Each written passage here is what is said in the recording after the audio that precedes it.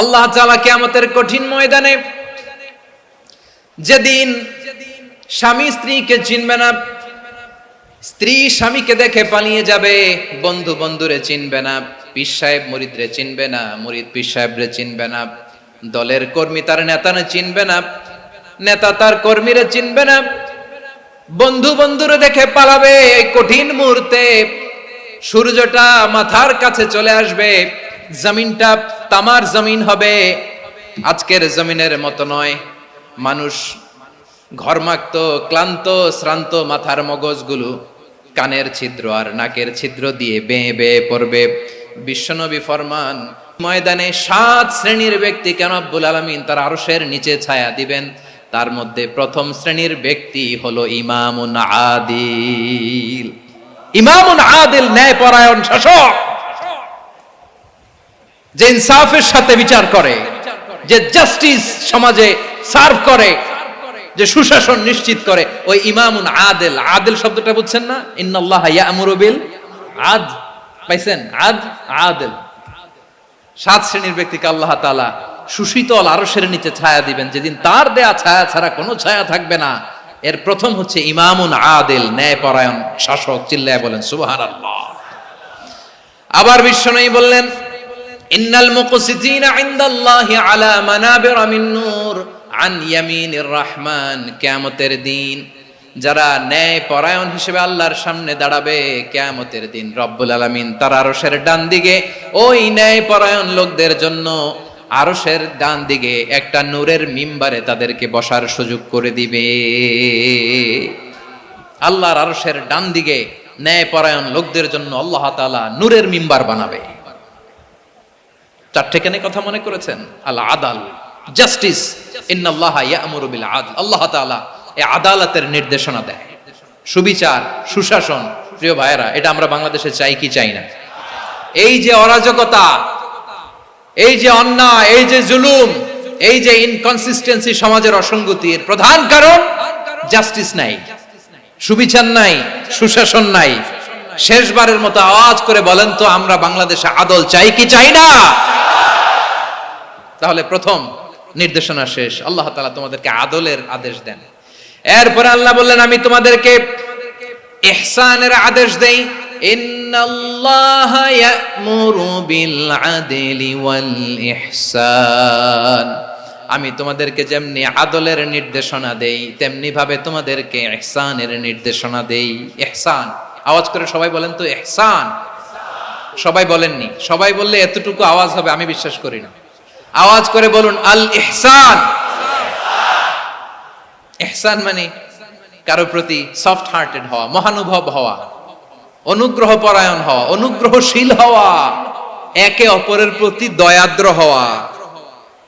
একে অপরের প্রতি দয়াদ্র, অনুগ্রহশীল হওয়া ছাড়া মানবিক সমাজ কশিনকালেও গঠন করা সম্ভব না। প্রিয় ভাইয়েরা, সুন্দর আচরণ দিয়ে, ইহসান দিয়ে যা জয় করা যায়, নরম আচরণ দিয়ে যেটা অর্জন করা যায়, কঠোরতা দিয়ে সেটা পারা যায় না। বিষ্ণু ঈসা ইসলাম ইহসান দিয়ে, কোমল আচরণ দিয়ে, তার অনুগ্রহ দিয়ে তিনি অনেক কাফিরের হৃদয়কে জয় করে ফেলেছেন। সাইয়েদনা সুমামা ইবনে উসাল রাদিয়াল্লাহু তাআলা আনহুর কথা মনে পড়ে যায়। তিনি ছিলেন ইয়ামামার বাদশা। মদিনাতে বিশ্বনবীকে হত্যা করার নিয়তে এসেছিলেন। গোপনে গোপনে বিশ্বনবীকে হত্যা করে আবার ইয়ামামাতে তিনি ফিরে যাবেন। কিন্তু কি অবাক করা কাণ্ড, হত্যা করতে পারে নাই, সাহাবাদের হাতে তিনি ধরা পড়ে গেলেন। সাইয়েদনা সুমামা ইবনে উসাল রাদিয়াল্লাহু তাআলা আনহু হত্যার নিয়তে আসলেন, কিন্তু হত্যা করতে পারলেন না। সাহাবারা ওনাকে ধরে ফেললেন, ধরে মসজিদে নববীর পিলারের মধ্যে বেঁধে রাখলেন। সুমামা ইবনে উসাল, সিরাত থেকে শুনে, সিরাত থেকে শোনাচ্ছি, রাদিয়াল্লাহু তাআলা আনহু ইয়ামামার অধিপতি ছিলেন। ইয়ামামা বিশ্বনবীকে হত্যার জন্য আসছেন, ধরা পড়ে গেছেন, এখন মসজিদে নববীতে বেঁধে রাখছে, তার মানে বন্দী। এখন স্ট্যাটাস কি? বন্দী, ক্যাপটিভ। তো বিষ্ণু ঈসা ইসলাম সাহাবাদেরকে বললেন, তার খোঁজ খবর নিও, সুমামা ইবনে উসালের খোঁজ খবর নিও। সাহাবারা বলেন, ইয়া রাসূলুল্লাহ, আপনাকে হত্যা করতে এসেছে, তার তো কঠিন ক্যাপিটাল পানিশমেন্ট হওয়া দরকার, কঠিন শাস্তি হওয়া দরকার। বিশ্বনবী বললেন, না, আমি যেটা জানি তোমরা সেটা জানো না। তোমরা সুমামার সাথে ভালো আচরণ করো, বিশ্বনবী সুমামার কাছে গেলেন। প্রথম দিন যে তিনি কালেমার দাওয়াত দিলেন, ইমানের দাওয়াত দিলেন, ইসলামের দাওয়াত দিলেন, রিসালাতের দাওয়াত দিলেন, আখিরাতের দাওয়াত দিলেন। পরের দিন যে বিশ্বনবী সালাতের দাওয়াত দিলেন, যাকাতের দাওয়াত দিলেন, ইসলাম কি, কিভাবে, কেমন করে পালন করতে হয় চমৎকার আর্টিকুলেট করতে শুরু করলেন। তন্ময় হয়ে সুমামা ইবনে উসাল রাদিয়াল্লাহু তাআলা আনহু বিশ্বনবীর কথাগুলো শুনতে আরম্ভ করলো। একদিন নয়, 2 দিন নয়, টানা 3 দিন বিশ্বনবী সুমামার কাছে ইসলামকে প্রেজেন্ট করেছেন, উপস্থাপন করেছেন। আওয়াজ করে বলেন, কয় দিন? 3 দিন। 3 দিন মসজিদে নববীতে বাধা। আর সাহাবীদেরকে বললেন, তার খোঁজ খবর নিও, তোমরা যে রুটি বানাও এর মধ্যে সবচেয়ে ভালো আটার রুটিটা তারে দিও, সবচেয়ে রিফাইন্ড খেজুর, যেটা পিওর খেজুর, এটা তারে দিও। আর বিশ্বনবী নিজের উট থেকে দুধ দহন করে ওনার বাড়ির এক কর্মচারীকে বলেছেন, দুধ দহন করে সুমামার জন্য নিয়ে যেও। সুবহানাল্লাহ পড়বেন না? সবাই তো অবাক, ইয়ামামা থেকে আসছে নবীকে হত্যা করতে, বিশ্বনবী দেখে তারে জামাই আদর করে, তাকে মজার মজার খাবার দিও, দুধ দিও, আদর আপ্যায়ন করো। একদিন নয়, 2 দিন নয়, টানা 3 দিন বিশ্বনবী এভাবে সুমামার কাছে যে ইসলামকে প্রেজেন্ট করতে আরম্ভ করলেন, ইসলামকে উপস্থাপন করতে শুরু করলেন। আর তাকে চমৎকার এন্টারটেইনমেন্ট, আপ্যায়ন দিতে আরম্ভ করলেন। টানা 3 দিন যখন ইসলামের দ্য বিউটিজ অফ ইসলাম, ইসলামের সুমহান বাণী, সৌন্দর্য তার কাছে উপস্থাপন শেষ, তাকে আপ্যায়ন শেষ, বিশ্বনবী বললেন সাহাবাদেরকে, যাও এবার সুমামার হাতের পায়ের রশি দুটো খুলে দাও। সাহাবারা বললেন, ইয়া রাসূলুল্লাহ, কি বলেন আপনি? ও তো হত্যাকারী, সুযোগ পায় নাই, আপনারে মারতে পারে নাই, ছেড়ে দিলে আবার ও আপনার উপর তলোয়ার নিয়ে ঝাঁপিয়ে পড়বে। নবী, এই সিদ্ধান্ত আপনি নিতে যাবেন না। বিশ্বনবী বললেন, যেটা বলেছি সেটা করো, সুমামার রশিগুলো ছেড়ে দাও, সুমামার হাতে পায়ের রশিগুলো যে তোমরা খুলে দাও। সাহাবারা তর্ক জুড়ে দিলেন, লা ইয়া রাসূলুল্লাহ, এমনটা করবেন না, তো ভয়ঙ্কর ভয়ঙ্কর খুনি, কি জানি কি হয়ে যায়। বিশ্বনবী বললেন, না, তার হাতে পায়ের রশিগুলো খুলে দাও। সাহাবারা বিশ্বনবীর কথা মতো তার হাতে পায়ের রশিগুলো খুলে দিল। সুমামা মুহূর্তের মধ্যে মসজিদে নববী থেকে বের হয়ে ইয়ামামায় ফিরে না যে মসজিদে নববীর পাশে একটা খেজুর বাগান ছিল, সেখানে চলে গেলেন। সেখানে একটা ছোট্ট কুয়া ছিল, কুয়ার পানি দিয়ে তিনি গোসল করলেন। সুবহানাল্লাহ পড়েন। কুয়ার পানি দিয়ে গোসল করে মসজিদে নববীর সামনে এসে বিশ্বনবী এবং সাহাবাদের সামনে দাঁড়িয়ে সাব্বাবা উঁচু করে বললেন, আশহাদু আল্লা ইলাহা ইল্লাল্লাহ ওয়া আশহাদু আন্না মুহাম্মাদান আবদুহু ওয়া রাসূলুহু। আল্লাহু আকবার। আমি সাক্ষ্য দিচ্ছি আল্লাহ ছাড়া কোনো ইলাহ নাই, আর মুহাম্মদ আল্লাহ তাআলার প্রেরিত বান্দা এবং রাসূল। প্রিয় ভাইরা, ইহসান দিয়ে যা জয় করা যায়, কঠোরতা দিয়ে সেটা কঠিনকালেও জয় করা যায় না। আওয়াজ করে বলেন, ঠিক কি না? এবার সুমামা দাঁড়িয়ে বলে, ওগো নবী, আমি তো কালিমা পড়ে মুসলমান হয়ে গেলাম, এবার শোনেন, এই মুহূর্তের আগে আপনার চেহারার চাইতে নিকৃষ্ট কোনো চেহারা আমার কাছে ছিল না, কিন্তু শাহাদা পাঠ করার পরে আপনার চেহারার চাইতে উত্তম শ্রেষ্ঠ কোনো চেহারা আমার কাছে আর নাই। ও নবী, আজকের দিনের আগে ইসলাম ধর্মের চেয়ে নিকৃষ্ট অপছন্দনীয় কোনো ধর্ম আমার কাছে ছিল না, কিন্তু এই মুহূর্ত থেকে ইসলামের চেয়ে সেরা শ্রেষ্ঠ পছন্দনীয় কোনো ধর্ম আমার কাছে নাই। নবী গো, আজকের দিনের আগে মদিনার চাইতে অপছন্দনীয় নিকৃষ্ট কোনো শহর আমার কাছে ছিল না, কিন্তু এই মুহূর্তের পর থেকে মদিনার চাইতে কোনো শ্রেষ্ঠ শহর আমার জানা নাই। সে ছিল গমের বড় ডিলার, গম বেচতো। কি বেচতো? তার গম কিনে মক্কার লোকেরা রুটি খাইতো। সে ঘোষণা দিল, আজকে থেকে মক্কাবাসীদের জন্য সব গম আমি হারাম করে দিলাম, মক্কাবাসী এখন না খেয়ে মরে। সুবহানাল্লাহ পড়বেন না?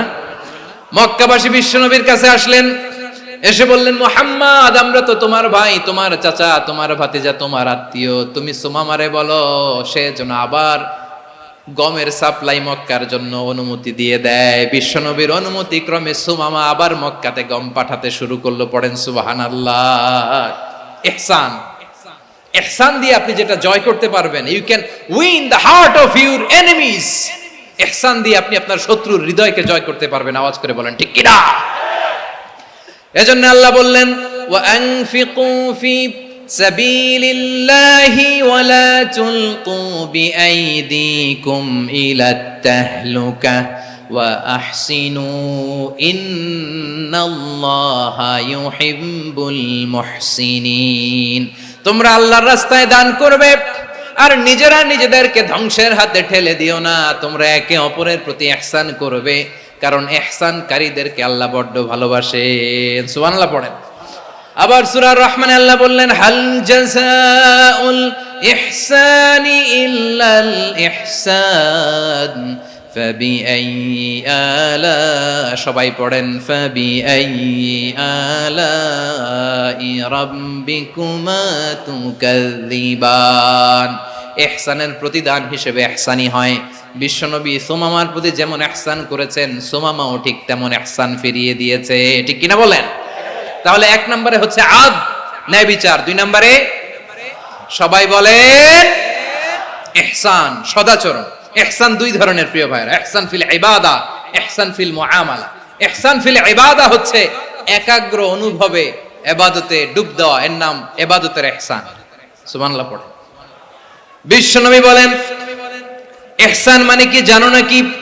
হাদিসে জিবরিলে সাইয়েদনা জিবরিল আলাইহিস সালাম বিশ্বনবীকে বললেন, আখবিরনি আনিল ইহসান। নবী আমাদেরকে বলেন ইহসান মানে কি? বিশ্বনবী বললেন, আনতা আবুদাল্লাহা কাআন্নাকা তারাহু ফাইন লাম তাকুন তারাহু ফাইন্নাহু ইয়ারাক। ইহসান মানে হলো এমন ভাবে তুমি আল্লাহর সামনে নিজেকে উজাড় করে ইবাদত করবে, তুমি ভাববে তুমি আল্লাহকে দেখতে পাচ্ছ। আর এটা যদি ভাবা তোমার জন্য কঠিন হয়ে যায়, অন্তত এতটুকু তুমি ভাববা যে আল্লাহ তোমাকে দেখতে পাচ্ছেন। ঠিক কিনা বলেন? ও আমার বীর চট্টলার ভাইয়েরা, কেউ যেটা দেখে না সেটা দেখে কে? এই বিশ্বাস হৃদয়ের মধ্যে আছে? নামাজে যখন দাঁড়ান এই ফিলিংসটা আনা যাবে? হ্যাঁ, এশার সালাত তো এখনো হয় নাই না? আলোচনা শেষে এশার সালাত এখানে অনুষ্ঠিত হবে, তাই না? আচ্ছা বলুন তো, আমরা এশার সালাত পর্যন্ত বেঁচে থাকবো এই গ্যারান্টি আছে কার কার? হাত তোলেন। কয়েকজন হাত তুলছে পেছনে, না বুঝে তুলে ফেলছে। এশা পর্যন্ত যে আমরা হায়াত পাবো কোনো গ্যারান্টি আছে? সবাই আওয়াজ করে বলেন, গ্যারান্টি আছে? গ্যারান্টি নাই। এজন্য বিষ্ণু ইসলাম বলেছে, এমন ভাবে নামাজে দাঁড়াও, ইবাদত করো, মনে করো হতে পারে এটাই আমার জীবনের শেষ নামাজ। পারফর্ম দ্য সালাহ as if this is your last and final prayer. এমন ভাবে সালাতে দাঁড়াও, ভাবো হতে পারে এটাই তোমার জীবনের শেষ নামাজ। এমন ভাবে নামাজে দাঁড়াও, ভাবো এটাই শেষ নামাজ। তাহলে নামাজে একাগ্রতা বাড়ায় দিবে কে? ফলে ইবাদতের ইহসান আমাদের অর্জিত হবে। আর মুআমালাতে ইহসান হলো,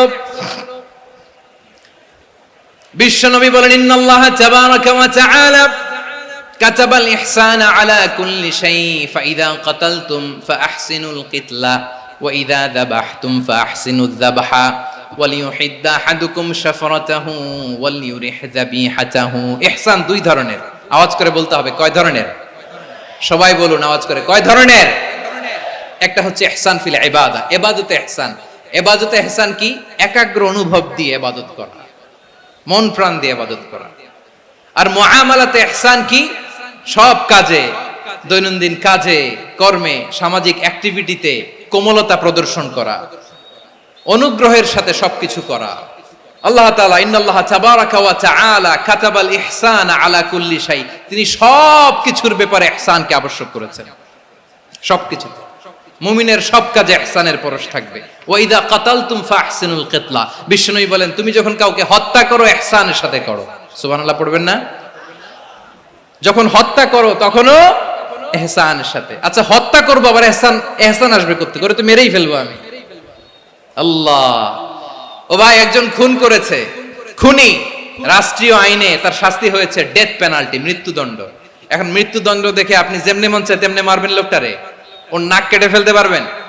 ওর কান কাটতে পারবেন? ওর চোখ উপড়ে ফেলতে পারবেন আপনি? যেমন মন চায় তার অঙ্গহানি করা যাবে না। ইহসানের সাথে তাকে হত্যা করো। সুবহানাল্লাহ, this is Islam, this is the true essence of Islam. ওয়া ইযা যাবাহতুম ফাহসিনুয যাবহা, যখন জবাই করবে তখনও ইহসানের সাথে জবাই করো। করব জবাই, ওইখানেও নাকি ইহসান। আচ্ছা কুরবানির দিন আমরা পশুগুলোরে কি করি বলেন সবাই আওয়াজ করে? জবাই। জবাই মানে তো এটার মেরেই ফেলতেছি, একটু পরে তো টুকরো টুকরো করে গোশতগুলো খাবো, এটার তো খাবো। এটা তো মেরেই ফেলবে। বিষ্ণু বলে না, জবের মধ্যেও মুমিনের জবের ভেতরেও ইহসানের পরশ থাকা চাই।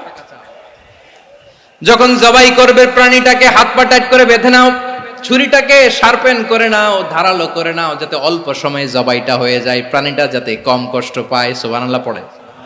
দিস ইজ কল্ড ইহসান। ইহসান আল্লাহ তাআলা যেমনি আদলের আদেশ করেছেন, ন্যায় বিচার জাস্টিস এনশিওর করতে বলেছেন, সমাজে ইহসানের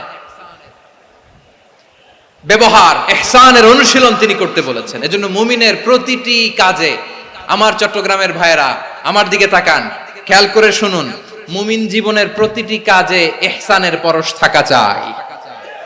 আমরা যেন আমাদের পরিবারের প্রতি ইহসান করি, আমরা যেন আমাদের কর্মচারীদের প্রতি ইহসান করি, আমরা যেন আমাদের কলিগদের প্রতি ইহসান করি, আমরা যেন আমাদের ভাইদের প্রতি ইহসান করি। মুমিন জীবনের প্রতি কাজে ইহসানের পরশ থাকার দরকার আছে না নাই? কথা বুঝতে পেরেছেন? তাহলে আল্লাহ তাআলার তিনটা আদেশ ছিল, কয়টা গেল? ভুলে গেছে, ভুলে গেছে চট্টগ্রাম। তিনটা আদেশের মধ্যে কয়টা বললাম? প্রথমে কি ছিল?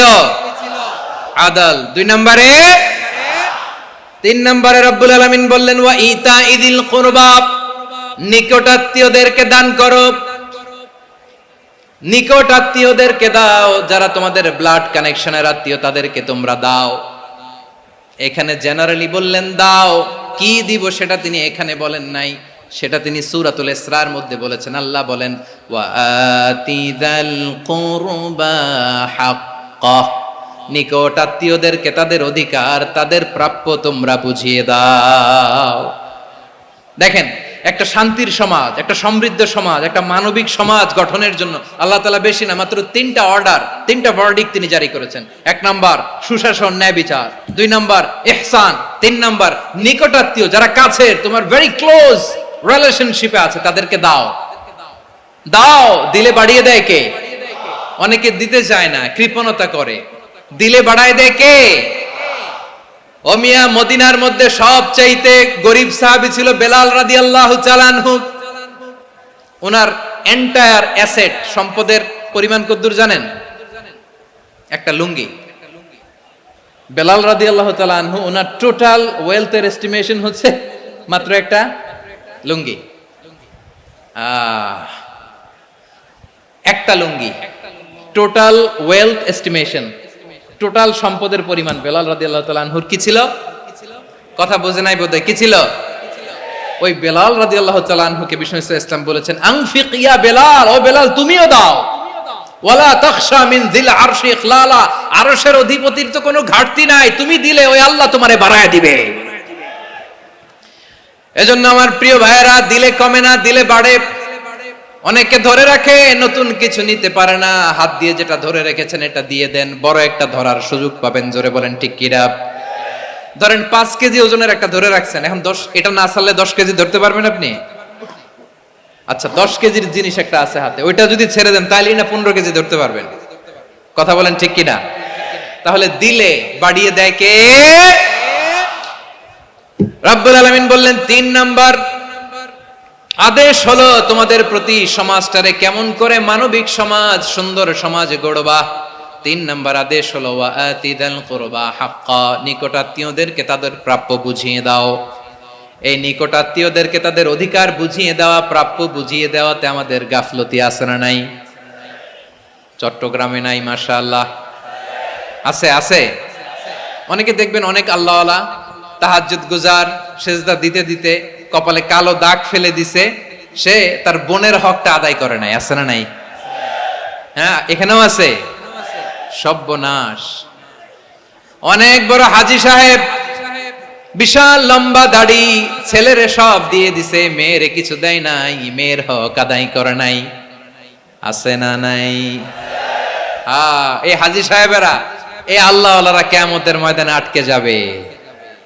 আপনি অন্যের অধিকার নষ্ট করেছেন, তাদের রাইটস কে ভায়োলেট করেছেন। এজন্য আল্লাহ তাআলা বলেন, কারো অধিকার যদি কেউ নষ্ট করে, ওই সমাজটা মানবিক সমাজ কঠিন কালেও হতে পারে না।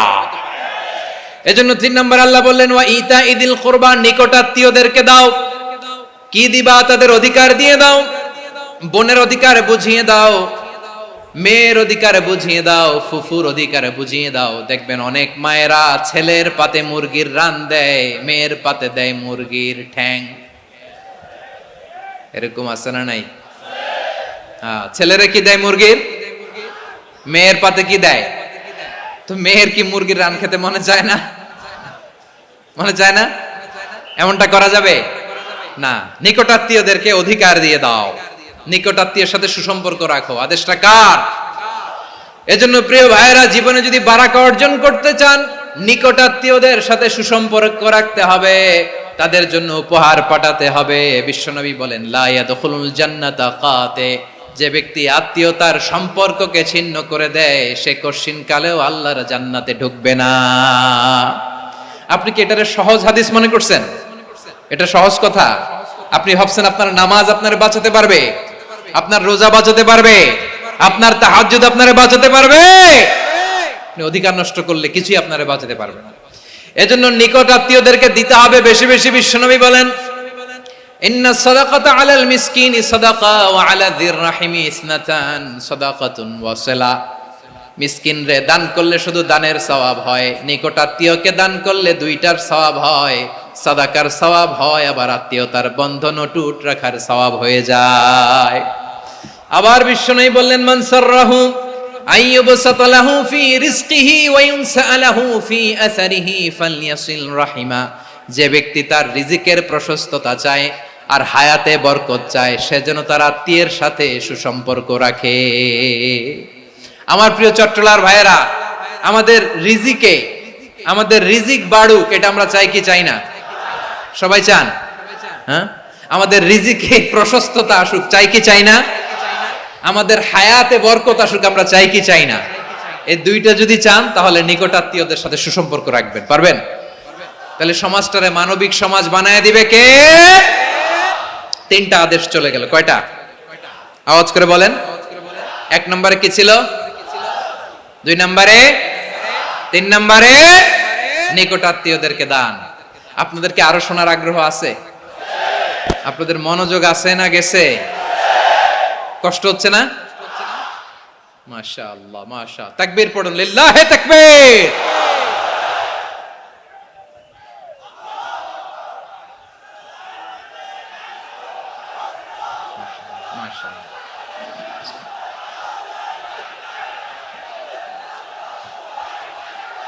আমার প্রিয় ভাইয়েরা, আল্লাহ তাআলা তিনটা জিনিসের যেমনি আদেশ করেছেন, অনুরূপভাবে তিনটা বিষয় তিনি বারণ করেছেন, নিষেধ করেছেন। ওগুলোর কাছেও যাওয়া যাবে। শুনবেন। রাব্বুল আলামিন বলেন, ওয়ায়ানহা আনিল ফাহশাই ওয়াল মুনকারি ওয়াল বাগি। আমি যেমনি তিনটি বিষয়ে আদেশ করলাম, অনুরূপভাবে তিনটি বিষয়ে বারণ করলাম, নিষেধ করলাম।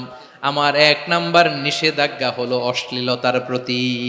ফাহশা, ওয়ায়ানহা আনিল ফাহশা। আল্লাহ তাআলা অশ্লীলতাকে নিষেধ করেছেন। কোন জিনিসকে? সবাই বলুন, কোন জিনিসকে? যত ধরনের, যত টাইপের, যত ক্যাটাগরির অশ্লীলতা হতে পারে, সব অশ্লীলতাকে হারাম করেছেন কে? ফাহশা মানে কি? কথায়, কাজে, আচরণে, কমেন্ট, ফেসবুকের কমেন্টসে যত ধরনের নোংরামো আছে, যত ধরনের অশ্লীলতা আছে, এটাকে আরবিতে বলে ফাহশা। এটাকে কি বলে? রাব্বুল আলামিন বলেন, কুল ইন্নামা হাররামা রাব্বিয়াল ফাওয়াহিশা মা যাহারা মিনহা ওয়া মা বাতান। ও নবী, আপনি বলে দেন, আমার রব প্রকাশ্য, অপ্রকাশ্য, স্পষ্ট কিংবা অস্পষ্ট, দৃশ্যমান কিংবা অদৃশ্যমান সব অশ্লীলতাকে হারাম করেছেন। সব ধরনের অশ্লীলতা হারাম, সব ধরনের। আল্লাহ তাআলা আমাদেরকে অশ্লীলতা থেকে বাঁচান, অশ্লীলতা থেকে তিনি আমাদেরকে হেফাজত করুক। পড়েন আমিন। এবার বলেন, আমাদের সমাজে অশ্লীলতা আছে না নাই? চট্টগ্রামে নাই? আমি কই নাই, ওনারা বলে আছে। দেখছেন, আমি সামহাও বাঁচায় দেওয়ার ট্রাই করতেছি, ওনারা বলে আছে। অশ্লীলতা নানা ভাবে, নানা নামে, নানা মোড়কে আমাদের সমাজে আছে না নাই?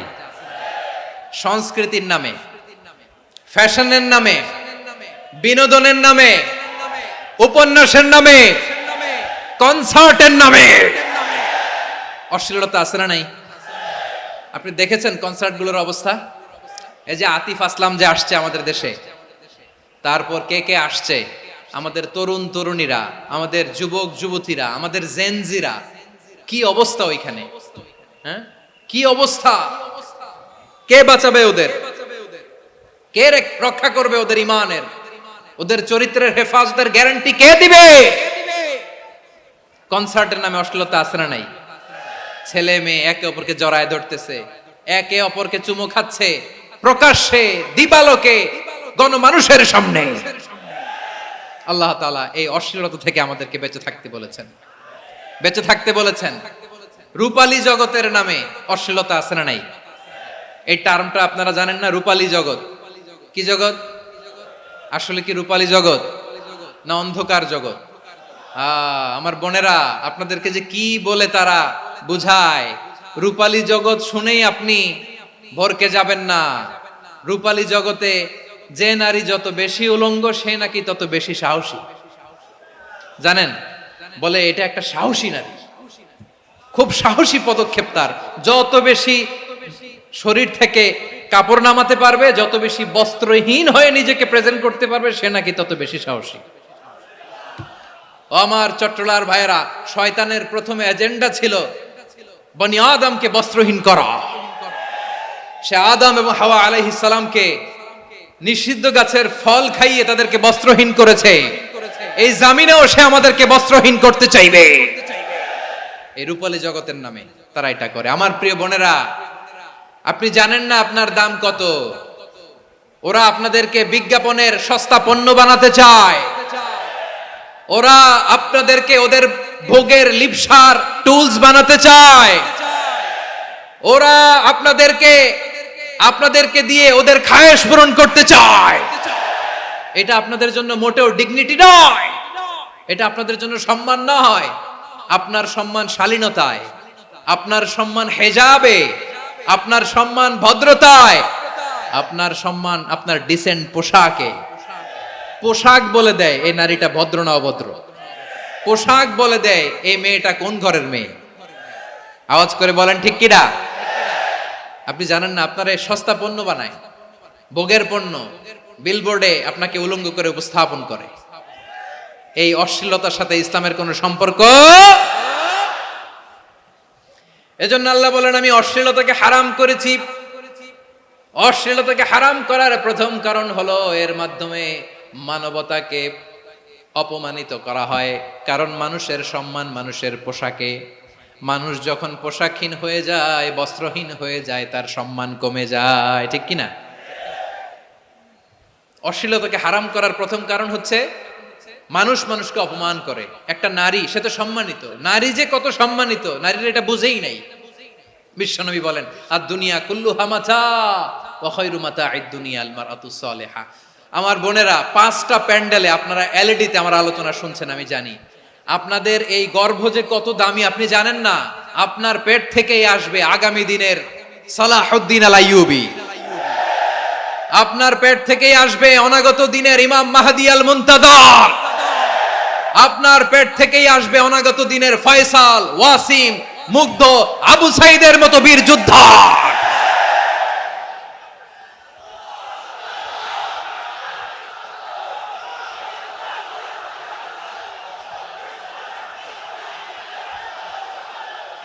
আমার প্রিয় বোনেরা, আমার প্রিয় বোনেরা, বিশ্বনবীর কথার ওজন খেয়াল করেন। আর দুনিয়া কুল্লুহা মাতা ওয়া খায়রু মাতা'আদ দুনিয়াল মারআতুস সালিহা।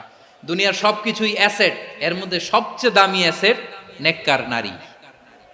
আপনার গর্ভ যে কত দামি আপনি জানেন না। নিজের সময়টাকে কাজে লাগান, কোরআন পড়েন, সুন্নাহ পড়েন। আপনার অনেক দায়িত্ব ঘরে।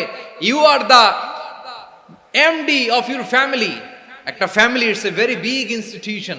পরিবার একটা অনেক বড় প্রতিষ্ঠান। and you are the MD of your institution. আপনি এই পরিবারের MD, managing director of your family. এখানে আপনার কত দায়িত্ব। আপনি ছেলে মেয়েদেরকে তারবিয়া করবেন, আপনি আপনার স্বামীর জন্য ঘরটার জান্নাতের নীর বানাবেন, আপনার জন্য জান্নাতের ডুপ্লেক্স বাড়ি ওইখানে তৈরি করে রাখবে কে? আপনি যে কত দামি আপনি জানেন না। নারীদেরকে আল্লাহ বানিয়েছেন উচ্চতর করে, নিম্নতর নয়। নারীদেরকে ছোট্ট জিনিস দিলে এটারে বড় করে দেয়। নারীদেরকে ভ্রূণ দিলে, শুক্রাণু দিলে নারী এটারে বাচ্চা বাচ্চা হিসেবে উপহার দেয়, ঠিক কিনা? বিয়ের মাধ্যমে স্বামী যখন তার শুক্রাণু তার স্ত্রীকে উপহার দেয়, স্ত্রী রিটার্নে কি উপহার দেয়? ফুল ফর্ম বেবি, মানব সন্তান। দেখছেন, আপনি দিলেন একটু, উনি দিছে বিশাল। আপনি যদি নারীকে বাজার এনে দেন, নারী এটাকে সুস্বাদু খাবারে রূপান্তর করে দেয়। আপনি তাকে একটা মুচকি হাসি দিয়ে দেন, সে তার কলিজা দিয়ে দেয়। কিন্তু যদি আপনি তার মনে কষ্ট দেন, সে আপনার জীবনকে জাহান্নাম বানায়া দেয়। খবর আছে, নারীর মন বুঝতে পারলে নেয়ামত, বুঝতে না পারলে কিয়ামত, ঠিক কিনা বলে? কত দামি আপনি জানেন না, জানেন না আপনি কত দামি, অনেক দামি আপনি। আপনাদেরকে যেন ভোগের সস্তা পণ্য বানাতে না পারে, আপনাদেরকে সচেতন থাকতে হবে, সজাগ থাকতে হবে, কনসার্ন থাকতে হবে। শয়তানের ওই হাতছানির দিকে আর নজর দেওয়া যাবে না। তাহলে কেন আল্লাহ তাআলা এই ফাহশা অশ্লীলতাকে হারাম করলেন? এক নাম্বার, এতে হিউম্যান ডিগনিটি কমে। দুই নাম্বার, এতে মানুষের অধিকার নষ্ট হয়। আপনি বিয়ে করেছেন, এরে পরকিয়া করেন, ওর সাথে এরকম আছে না নাই?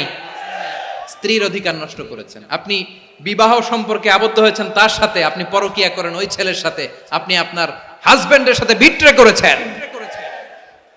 এজন্য আল্লাহ অশ্লীলতাকে হারাম করেছেন। অশ্লীলতাকে হারাম করার আরেকটা কারণ হচ্ছে আল্লাহ তাআলা এই হিউম্যান জেনারেশনকে এটাকে প্রিজার্ভ করতে চায়। হিফজুন নাসল, এটা মাকাসিদুশ শরিয়ার অনেক গুরুত্বপূর্ণ একটা মাকাসিদ, অনেক গুরুত্বপূর্ণ। আপনার নাসল, আপনার জেনারেশনকে সংরক্ষণ করা। এই যে আসতেছে ফেব্রুয়ারি, কত ফেব্রুয়ারি জানো? এটা কি বিশ্ব ভালোবাসা দিবস? হ্যাঁ, কি দিবস? এই বিশ্ব ভালোবাসা দিবসের সাথে মুসলমানদের কোনো সম্পর্ক নাই। আমার প্রিয় ভাইরা, এই যে আপনি অবৈধ সম্পর্কে জড়ালেন, কেন আল্লাহ অশ্লীলতাকে হারাম করেছে দেখেন। বলতেছিলাম যে এটা আপনার নাসল, আপনার জেনারেশন, আপনার লিনিয়েজ, আপনার বংশকে প্রিজার্ভ করা। কে কার বাবা, কে কার মা, বাবা মা জানা, প্রজন্মকে প্রিজার্ভ করা, এটা ইসলাম ওয়াজিব করে দিয়েছে। এই যে অবৈধ সম্পর্কের কারণে, বিশ্ব বেহায়া দিবসের কারণে, এগুলোর আউটকাম, আউটপুট হিসেবে মাঝে মাঝে ঢাকা মেডিকেলের ডাস্টবিনে নবজাতকের বাচ্চার কান্নার আওয়াজ শুনতে পাওয়া যায়। চট্টগ্রাম মেডিকেলের ডাস্টবিনে নবজাতকের কান্না শুনতে পাওয়া যায়। বীর চট্টলার মুসলমানেরা বুঝতে পারলে আওয়াজ করে বলেন, এই যে চট্টগ্রাম মেডিকেলে যে নবজাতকটা পাওয়া গেল, ওর বাবাকে আমাকে বলেন, ওর বাবাকে, ওর মাকে, ও কোন ফ্যামিলির সন্তান কেউ জানে? আপনি হিউম্যান ডিগনিটিকে অপমান করেছেন না? আপনি তার ভবিষ্যৎকে অন্ধকার করেছেন না? আপনি তার লিনিয়েজকে প্রশ্নবিদ্ধ করে দিয়েছেন না? এই জন্য আল্লাহ তাআলা অশ্লীলতাকে আমাদের জন্য হারাম করে দিয়েছেন। পড়েন সুবহানাল্লাহ। এই জন্য রাব্বুল আলামিন বলেন, কুল ইন্নামা হারামা রাব্বিয়াল ফাওয়াহিশা মা যাহারা মিনহা ওয়া মা বাতান। প্রকাশ্য অপ্রকাশ্য সব অশ্লীলতাকে হারাম ঘোষণা করে দিয়েছে কে? আবার দুনিয়ার বুকে যারা অশ্লীলতার প্রসার করে তাদের জন্য শাস্তি মজুদ রেখেছে কে? রাব্বুল আলামিন বলেন, ইন্নাল্লাযীনা ইউহিব্বুনা আন তাশিআল ফাহিশাতু ফিল্লাযীনা আমানু লাহুম আযাবুন আলীমুন ফিদ দুনিয়া ওয়াল আখিরাতি ওয়াল্লাহু ইয়ালামু ওয়া আনতুম লা তা'লামুন। নিশ্চয়ই যারা বিশ্বাসীদের মাঝে অশ্লীলতার প্রচার প্রসার করতে চায় তাদের জন্য আমি মর্মন্তুদ শাস্তি প্রস্তুত করে রেখেছি, দুনিয়াতেও রেখেছি, আখিরাতেও রেখেছি। ঘোষণাটা কার? যারা এই নাটকের নামে, সিনেমার নামে, রূপালী জগতের নামে, মুভির নামে, ওটিটি প্ল্যাটফর্মের নামে আমার সমাজে অশ্লীলতা ছড়াতে চায়, তাদের জন্য কঠিন মর্মন্তুদ শাস্তি মজুদ রেখে দিয়েছে কে? ও আমার বোনেরা, এখনো আপনি জাগবেন না? এখনো আপনার চিন্তার দুয়ারে এখনো নাড়া পড়ে নাই? ওরা আপনাকে উলঙ্গ বানাতে চায়, ওরা আপনাকে আইটেম গার্ল বানাতে চায়। এজন্য ইসলাম অশ্লীলতাকে হারাম করেছে। হারাম। ইসলাম বলেছে যোজন যোজন দূরে থাকো, ওরা বলে না কাছে আসো, কাছে আসার গল্প, ক্লোজ আপ ওয়ান, কাছে আসার গল্প আছে না নাই? চট্টগ্রামে তো এগুলো নাই মাশাআল্লাহ। হ্যাঁ, এখানেও আছে ক্লোজ আপ ওয়ান, কাছে আসার গল্প। আল্লাহ বলেন ওয়ালা তাকরাবুজ জিনা, কাছেও এসো না, জিনা থেকে যোজন যোজন কিলো দূরে থাকো, ওরা বলে কাছে আসার গল্প। আমার বীর চট্টলার ভাইয়েরা, কাছে আসতে হলে আমরা কোরআনের কাছে আসব, কাছে আসতে হলে নবীর কাছে আসব, কাছে আসার গল্প হবে আমার রবের কাছে আসার গল্প। চিল্লায় বলো ঠিক কিনা?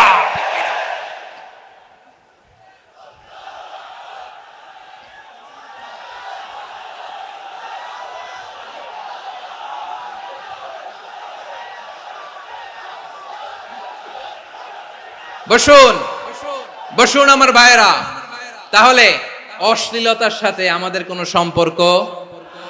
সবাই বলতে পারেননি, আওয়াজ করে বলুন, অশ্লীলতার সাথে আমাদের কোনো সম্পর্ক? আমরা এই সমস্ত ক্লোজ আপ ওয়ান, কাছে আসার গল্পের প্রোগ্রামে যাব? আমরা কোন ধরনের অশ্লীল কন্টেন্ট সোশ্যাল মিডিয়ায়, টিভিতে দেখব? কি যুগ যে আমরা কাটাচ্ছি আপনি কল্পনা করতে পারবেন না। পর্ন ইন্ডাস্ট্রি, নারী পুরুষের বস্ত্রহীন যুগল দৃশ্য, এটাকে দিয়ে ওরা কোটি ডলারের ইন্ডাস্ট্রি বানিয়েছে। পুরো মানব ইতিহাসে এরকম জঘন্য সময় মানব ইতিহাস পার করে নাই। পর্ন এটা ইন্ডাস্ট্রি হয়ে গেছে। আমাদের এই যুবকগুলো, জেনজিগুলো, ওদের চরিত্র বাঁচাবে কি করে? কেমন করে হেফাজত করবে ওদের এই মূল্যবান চরিত্র? আমার প্রিয় ভাইরা, এই অশ্লীলতার দ্য লেটেস্ট ভার্সন হচ্ছে LGBTQ, শরীফ থেকে শরীফা। শুনছেন আপনারা? দেখতে পুরুষ, আসলেই পুরুষ, সুস্থ একজন পুরুষ, 4 সন্তানের বাবা, বলে আমি মনে মনে নারী। দেখতে নারী, সুস্থ নারী, আসলেই সে দিব্যি একজন নারী, বলে আমি মনে মনে পুরুষ। সবচেয়ে ভয়ঙ্কর অশ্লীলতার সবচাইতে লেটেস্ট ভার্সন হচ্ছে এই ট্রান্সজেন্ডারিজম। সুস্থ পুরুষ তার বায়োলজিক্যাল গ্রোথকে হরমোন দিয়ে স্টপ করে দিয়ে সে সার্জারি করে নারী হতে চায়। সুস্থ নারী পুরুষ হতে চায়। পুরুষ পুরুষের প্রতি সেক্সুয়ালি আকর্ষণ বোধ করে। এটা লূত আলাইহিস সালামের কওমের মধ্যে ছিল। এটাকেও আল্লাহ কোরআনে ফাহিশা বলেছেন। ওয়ালুতান ইয ক্বালা লিকাওমিহি আতাতুনাল ফাহিশাতা মা সাবাকাকুম বিহা মিন আহাদিম মিনাল আলামিন। লূত আলাইহিস সালাম বললেন, তোমরা কি এমন এক অশ্লীল কার্যক্রমে ডুব দিলে নাকি যেটা গোটা বিশ্বের কেউ কখনো করে নাই, তোমরাই প্রথম করেছো। পড়েন নাউযুবিল্লাহ। এই পশ্চিমের এই রোগ আমার দেশে যেন আসতে না পারে, আমাদের সজাগ থাকতে হবে। প্রিয় ভাইরা, চিল্লায় বলেন ঠিক কিনা? পশ্চিমের অবস্থা ভয়ঙ্কর। পাশ্চাত্যে আমি যুক্তরাষ্ট্রে ছিলাম অনেকদিন, কয়েক মাস, বিভিন্ন স্টেটে ঘুরেছি।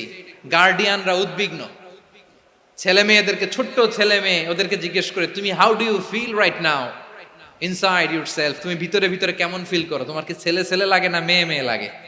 আচ্ছা বলেন, এই ছোট্ট বাচ্চাটা ওকে এগুলো জেন্ডার অ্যাসাইনমেন্ট বলতে এগুলো কিছু বুঝে? এইভাবে মিসগাইড করা হচ্ছে। কৌতূহল বশত ছোট্ট ছেলে যদি বলে আমার তো মেয়ে মেয়ে লাগে, তখন বলে যে না তুমি মেয়ে, ছেলে না। মা বাবা বাধা দিলে ওকে আলাদা গভর্নমেন্ট হাউসে নিয়ে যায়। ভয়ঙ্করতম অবস্থা। আমরা একটা সময়ে শুনতাম যে হুজুর আমার ছেলেটা খুব ভালো, হাফেজে কোরআন, আল্লাহওয়ালা। হুজুর আমার ছেলে দাড়ি রাখছে, আল্লাহওয়ালা। হুজুর আমার ছেলে 5 ওয়াক্ত সালাত জামাতের সাথে পড়ে, তার মানে আল্লাহওয়ালা। পশ্চিমে যে আমি কি শুনছি জানেন? ওরা বলে হুজুর আমার ছেলেটা ইউনিভার্সিটির একটা মেয়ের সাথে প্রেম করে, ও খুব আল্লাহওয়ালা, হুজুর দোয়া করবেন। এর কারণ ওদের কাছে আল্লাহওয়ালার ক্রাইটেরিয়া হচ্ছে হুজুর আমার ছেলেটা আরেক ছেলের পছন্দ করে নাই, আমার মেয়েটা আরেক মেয়েকে ভালোবাসে নাই, এজন্য আমার ছেলেটা আল্লাহওয়ালা, হুজুর ওর জন্য একটু দোয়া করে দিয়েন। কি চ্যালেঞ্জ ওরা ফেস করতেছে। ওনার ছেলে যে আরেক ছেলেরে বিয়ে করবে না, এটাতেই উনি খুশি যে আলহামদুলিল্লাহ আমার ছেলেটা একটা মেয়েরে ভালোবাসে, আমার মেয়েটা একটা ছেলেরে ভালোবাসে, মানে এটা খুব আল্লাহওয়ালা। নাউজুবিল্লাহ পড়তে পারলেন না? এজন্য অশ্লীলতার সাথে আমাদের কোনো সম্পর্ক। রব্বুল আলামিন বলেন ওয়ায়ানহা আনিল ফাহশাই ওয়াল মুনকারি ওয়াল বাগি তিনটা জিনিসকে আমি নিষিদ্ধ করলাম। এক নাম্বার হলো ফাহশা, অশ্লীলতা। দুই নাম্বারে হলো মুনকার, সমস্ত মন্দ কাজ। আপনাদের মনোযোগ আছে না? শেষ করে দিব?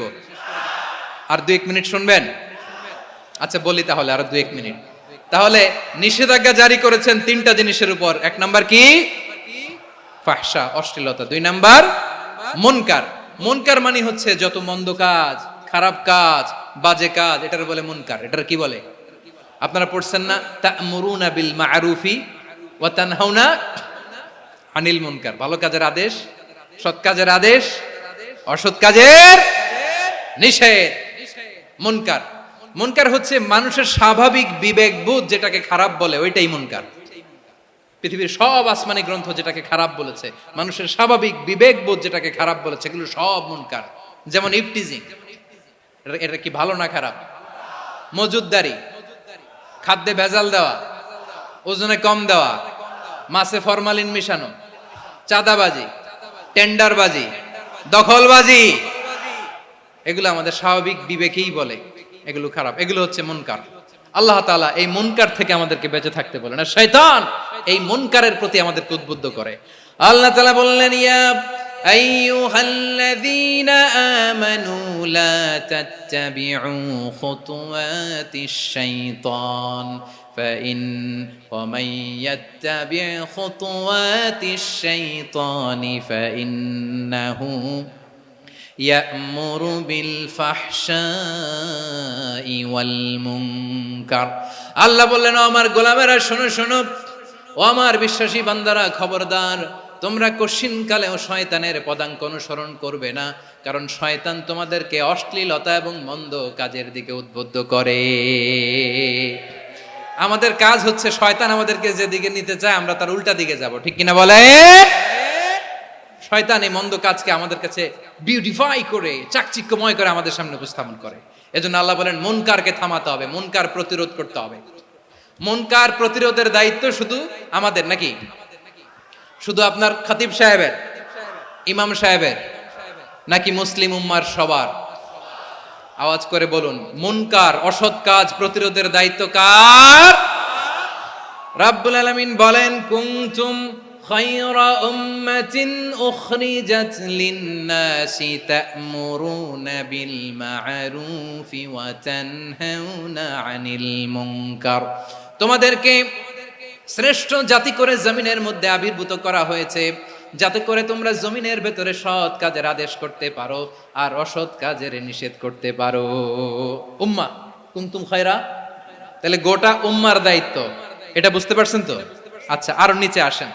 এরপরে আল্লাহ বললেন, শুধু উম্মাহ না, এই জমিনের রাজত্ব আমি যাদের হাতে দেই, এই জমিনের মালিক আমি যাদেরকে বানিয়ে দেই, যাদেরকে আমি সরকারের দায়িত্ব দেই, তাদেরকেও মুনকার প্রতিরোধের দায়িত্ব দিয়েছে কে?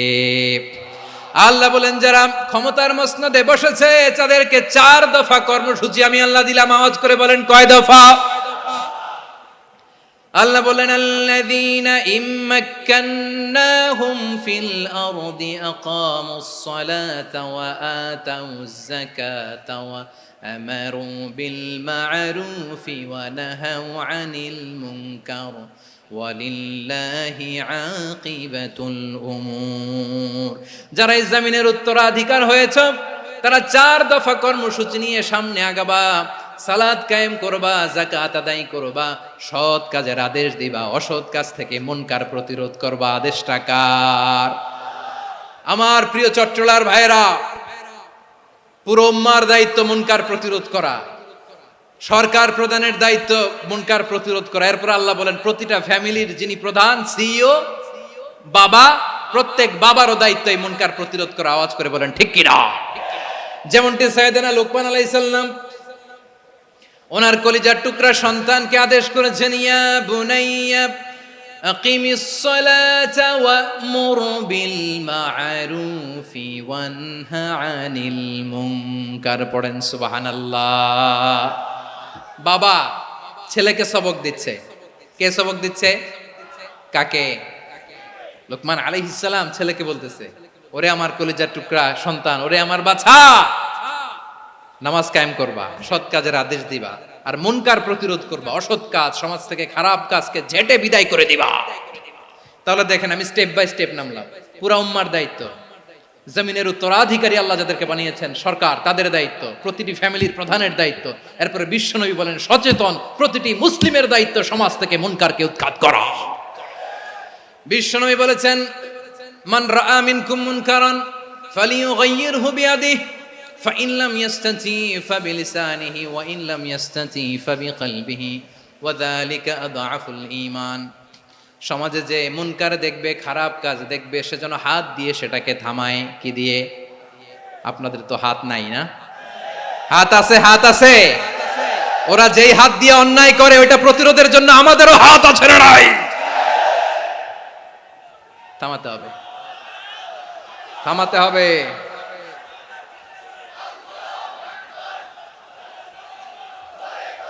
বসুন আমার প্রিয় ভাইয়েরা, ওরা ওদের যে হাত দিয়ে টেন্ডারবাজি করে, চাঁদাবাজি করে, ইফটিজিং করে, দখলবাজি করে, যে হাত দিয়ে, ওই মুনকার থামায় দেওয়ার জন্য আল্লাহর দেয়া আমাদেরও দুটি হাত আছে না নাই? আমাদেরও হাত আছে।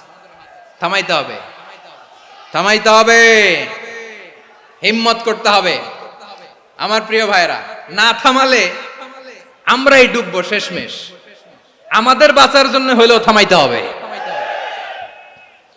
রব্বুল আলামিন বলেন ওয়াত্তাকু ফিতনাতাল লা তুসিবান্নাল্লাযীনা যালামু মিনকুম খাসসা। ও আমার গোলামেরা, ওই আযাবকে ভয় করো যে আযাব যখন আমি জমিনের বুকে পাঠাই শুধু জালেমদেরকেই মারি না, আলেমদেরকেও মারি। আযাব যখন আসে তখন শুধু জালিমই মরে না, আলেমও মরে। জানেন মুসা আলাইহিস সালামের পায়ে একবার একটা লাল পোকা কামড় দিয়েছে, লাল পিঁপড়া। লাল পিঁপড়া কামড় দিলে খুব আরাম লাগে না? কি লাগে? হ্যাঁ, জ্বলে না? লাল একটা পিঁপড়া কামড় দিছে, তো উনি রেগে মেগে পাশি দেখে লাল পিঁপড়ার বাসা, পা দিয়ে ডলে মুছে সবগুলো পিঁপড়া মেরে ফেলছে।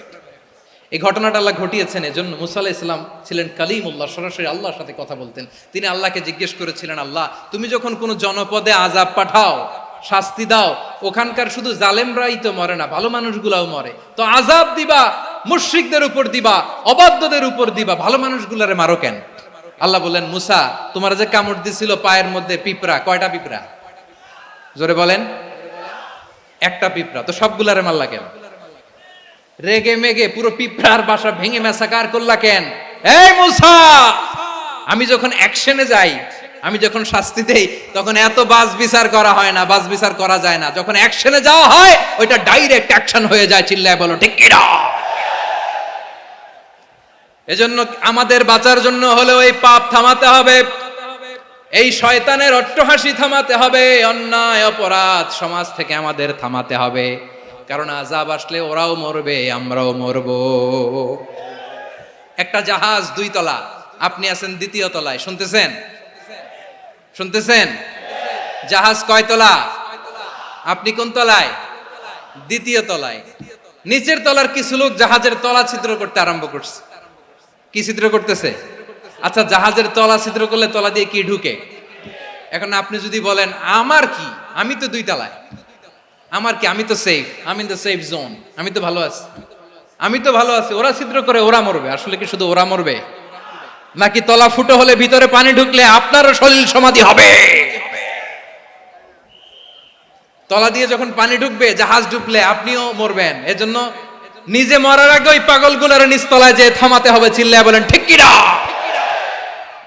এজন্য আল্লাহ বললেন মুনকার প্রতিরোধের দায়িত্ব সমাজের টপ টু বটম সবার, পুরো উম্মার দায়িত্ব, সরকার প্রধানের দায়িত্ব, প্রতিটি ফ্যামিলির প্রধান বাবার দায়িত্ব। বিশ্বনবী বললেন প্রতিটি সচেতন মুসলিমের দায়িত্ব। এজন্য মুনকার প্রতিরোধ করার দরকার আছে না নাই? সমাজে এই যে ইফটিজিং হয়, আপনার বোনের বয়সী একটা মেয়েকে কিছু বখাটে টিটকারি করে, এই বলে সেই বলে, নোংরা কথা বলে, রাস্তায় দেখেও আপনি পাশ দিয়ে না দেখার মতো চলে যান কেন? আপনি দাঁড়ান না কেন? আপনি দাঁড়ালেই তো থেমে যাবে, কারণ সত্যের যে শক্তি তার সামনে মিথ্যা মুখ থুবড়ে পড়ে। আপনার সামনে ও কিছুই না, নাথিং। আপনি দাঁড়ান, ওকে প্রশ্ন করেন যে আমার বোনকে তুমি ডিস্টার্ব করো কেন? আপনাকে দেখে আরো 5 জন দাঁড়াবে, 5 জনকে দেখে আরো 10 জন দাঁড়াবে। আমাদের নীরবতা আর আমাদের নিশ্চুপ থাকাই জালিমদেরকে আরো শক্তিশালী জালিম বানিয়েছে। এজন্য মুনকার প্রতিরোধের দায়িত্ব আমাদের সবার। টেন্ডারবাজি, চাঁদাবাজি, দুর্নীতি, অপরাধ, দখলদারিত্ব, মজুদদারি, এগুলো সব কিছু একসাথে প্রতিরোধ করতে হবে, ঠিক কিনা বলেন? একটা মানবিক সমাজ যদি চাই, প্রতিরোধ করতে হবে। প্রিয় ভাইয়েরা, আল্লাহর শপথ নিয়ে বলি, এই নাসিহাত গুলো সবার জন্য, সব দলের জন্য, সব মতের মানুষের জন্য। আমরা কোনো দলের প্রতি মানুষকে ডাকি না, আমরা ডাকি ইসলামের দিকে। সব দলের, সব মতের, সব মানুষদেরকে আমরা আহ্বান জানাই, আসুন আমরা একটা সুন্দর সমাজ বিনির্মাণ করি। এই যে নতুন বাংলাদেশের এক সুযোগ এসেছে, আর জীবনে হয়তো আসবে না, সামনের 100 বছর এই সময় আসবে না। আসুন দেশটাকে আমরা সাজাই, আসুন আমরা দুর্নীতি বন্ধ করি, আসুন আমরা চাঁদাবাজি বন্ধ করি, আসুন আমরা দখলদারিত্ব বন্ধ করি, আসুন আমরা এক দল আরেক দলকে নিশ্চিহ্ন করার যে রাজনীতি, এটা বন্ধ করি। সব দলের প্রতি আমার আহ্বান। আমি কিছুদিন আগে একটা নিউজ দেখলাম, ওই যে লন্ডনে বসে জনাব তারেক রহমান সাহেবকে আমি ধন্যবাদ দিতে চাই। উনি সংবাদ শোনা মাত্রই ওনার দলের অনেক চাঁদাবাজকে উনি বহিষ্কার করেছে। I do appreciate. প্রতিটি দলের এরকম ইনিশিয়েটিভ নেওয়ার দরকার আছে না নাই? যে কোনো দলে এই প্র্যাকটিসটা থাকার দরকার আছে না নাই? চাঁদাবাজদের সাথে আপনারা নিজেদেরকে মুক্ত ঘোষণা করবেন যে এরা আমার দলের কর্মী হতে পারে না। আমরা চাঁদাবাজ মুক্ত বাংলাদেশ চাই, জুলুম মুক্ত বাংলাদেশ চাই, ফ্যাসিজম মুক্ত বাংলাদেশ চাই, গুণ খুন খারাপি মুক্ত বাংলাদেশ চাই। আমরা নতুন ভোরের বাংলাদেশ চাই। ওই বাংলাদেশ পাওয়ার জন্য মুনকার প্রতিরোধে, অন্যায় প্রতিরোধে যদি বাঘের বাচ্চার মতো, আবু সাইদের মতো 2 হাত উঁচু করে বুককে টান টান করে প্রসারিত করে দাঁড়াতে হয়, রাজি আছো মুসলমান? কারা কারা রাজি? আল্লাহকে হাত দেখিয়ে প্রতিজ্ঞা করো।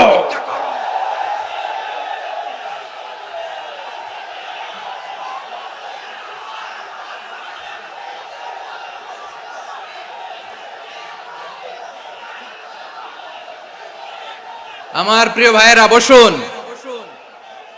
বসুন আমার ভাইয়েরা।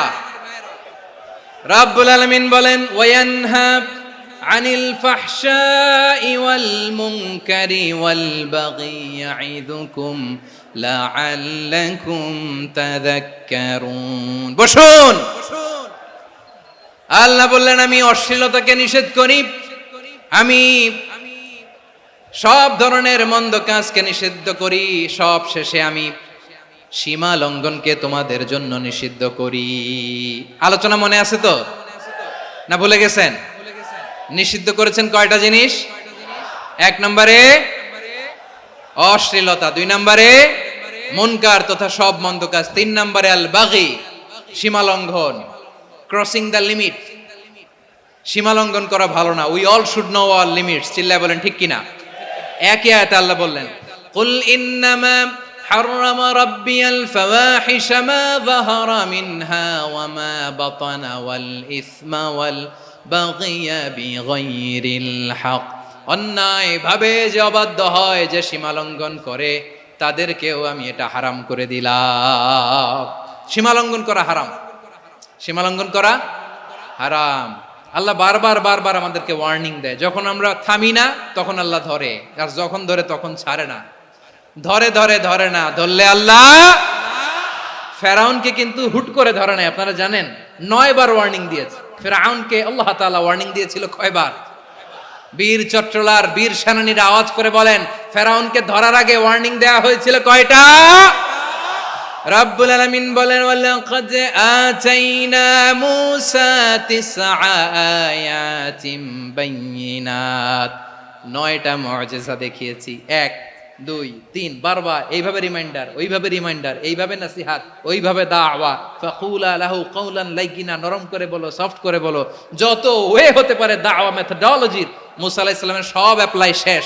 10ম বারে যে আল্লাহ ধরছে, 10ম বারে যে ধরেছে। এজন্য আল্লাহ বলেন, আমি সীমা লঙ্ঘনকে পছন্দ করি না। কোরআনের অন্য আয়াতে বাগীকে বলা হয়েছে আল ইতিদা, সীমা লঙ্ঘন যারা করে তাদেরকে আল্লাহ বলেছেন মুতাদিন। وقاتلوا في سبيل الله الذين يقاتلونكم ولا تعتدوا إن الله لا يحب المعتدين। আমি সীমা লঙ্ঘনকারীদেরকে কঠিনকালেও পছন্দ করি না। আমরা যেন সীমা লঙ্ঘন না করি, রাজি আছেন তো? যে কোনো ক্ষেত্রে ইবাদতে যেন সীমা লঙ্ঘন না করি। অনেকে আমরা ইবাদতে সীমা লঙ্ঘন করে ফেলি। বিশ্বনবী সাল্লাল্লাহু আলাইহি ওয়াসাল্লাম যেটা শিখিয়েছেন এর বাইরে যে অতিরিক্ত বুজুর্গ হতে চায় এরকম আছে না নাই? করা যাবে না, কোনো ক্ষেত্রেই সীমা লঙ্ঘন করা যাবে, এমনকি যুদ্ধ ক্ষেত্রেও না। বিশ্বনবী সাল্লাল্লাহু আলাইহি ওয়াসাল্লাম বলেন খবরদার যুদ্ধ ক্ষেত্রেও সীমা লঙ্ঘন করো না। কি সুন্দর ইসলাম আমরা পেয়েছি। বিশ্বনবী বলেন খবরদার যুদ্ধের ময়দানে কোনো নারীর গায়ে হাত তোলো না, কোনো শিশুর গায়ে হাত তোলো না, কোনো গবাদি পশু হত্যা করো না, কোনো শস্য ক্ষেত্র ধ্বংস করো না, ইবাদতরত অন্য ধর্মের কোনো সন্ন্যাসীর গায়ে হাত তোলো না। বলেন সুবহানাল্লাহ। তাহলে আমরা সীমা লঙ্ঘন করতে পারবো? প্রিয় ভাইরা, একটা সুখী সমৃদ্ধ শান্তির সমাজ, মানবিক সমাজ যদি আমরা গঠন করতে চাই, আমাদের আল্লাহর দেয়া কয়টা আদেশ মানতে হবে বলেন দেখি? সবাই বলেন কয়টা? আর বেঁচে থাকতে হবে কয়টা জিনিস থেকে? আওয়াজ করে বলেন কয়টা? আচ্ছা, আদেশ নাম্বার 1 কি ছিল বলেন? আল্লাহর আদেশ কি? 1 নাম্বার আদাল, ন্যায়পরায়ণতা। আমরা সুবিচার, সুশাসন, ন্যায় বিচার চাই কি চাই না? 2 নম্বরে কি ছিল? মাশাআল্লাহ, আওয়াজ করে বলেন 2 নম্বরে কি ছিল? ইহসান। আমরা যেন সবার প্রতি দয়া পরবশ হই, ইহসান করি। 3 নম্বরে কি ছিল? নিকটাত্মীয়দের দান করা, তাদের অধিকার প্রাপ্য বুঝিয়ে দেওয়া। পাশাপাশি 3টা জিনিস থেকে আল্লাহ বারণ করেছেন, নিষেধ করেছেন। তার প্রথমটা ফাহশা, অশ্লীলতা। অশ্লীলতার সাথে আমাদের কোনো সম্পর্ক। আজকের এই ঐতিহাসিক চট্টগ্রামের প্যারেড ময়দান থেকে আমরা যত ধরনের মা তাহারা মিনহা মা বাতান, প্রকাশ্য অপ্রকাশ্য, দৃশ্যমান অদৃশ্যমান, সব অশ্লীলতা থেকে নিজেদেরকে মুক্ত ঘোষণা করলাম। অশ্লীলতাকে আমরা না বলে দিলাম। আওয়াজ করে সবাই বলুন নো। অশ্লীলতার সাথে আমাদের কোনো সম্পর্ক। 2 নম্বর নিষেধাজ্ঞা কি ছিল? আল মুনকার, সমাজের যত মন্দ কাজ এগুলোকে আমরা প্রতিরোধ করব। রাজি আছেন তো সবাই? 3 নম্বরে আল বাগি, সীমালঙ্ঘন। কোন মুসলিম সীমালঙ্ঘন করে না, এমনকি যুদ্ধ ক্ষেত্রেও না। আওয়াজ করে বলেন ঠিক কি না? রব্বুল আলামিন শেষে বললেন ইয়াইদুকুম লাআল্লাকুম তাযাক্কারুন। আল্লাহ তোমাদেরকে উপদেশ দেন যাতে তোমরা শিক্ষা গ্রহণ করো। আমরা উপদেশ দিব, আমরা জোর করে কাউরে কিছু মানাতে চাই না। লা ইকরাহা ফিদ্দিন ওয়া যাক্কির ফা ইন্না যিকরা তানফাউল মুমিনিন। উপদেশ দিলে এটা মুমিনদের কাজে দেয়। লাস্তা আলাইহিম বিমুসাইতির ইন্নামা আনতা মুযাক্কির। নবী হে, আপনি রিমাইন্ডার দাতা, আপনি উপদেশ দিবেন। আমরাও বিশ্বনবীর এই হাদিসগুলো থেকে, কোরআনের আয়াত থেকে রিমাইন্ডার, এই কথামালা, বাণী বাহক হিসেবে এই বাণীগুলো আপনাদের সাথে কাছে পৌঁছে দিলাম। আমরা আল্লাহ তাআলার কাছে প্রার্থনা করি, আল্লাহ আমরা যেন আদল দিয়ে আমাদের সমাজকে গঠন করতে পারি। আল্লাহ আমরা যেন ইহসান করতে পারি, আমরা যেন নিকটাত্মীয়দের দান করতে পারি। আল্লাহ যত ধরনের অশ্লীলতা, অনাচার, মন্দ কাজ, সীমালঙ্ঘন, অবাধ্যতা থেকে যেন আমরা বেঁচে থাকতে পারি। আল্লাহ তাআলা আমাদের সবাইকে কথাগুলো বোঝার ও আমল করার তৌফিক দান করুক।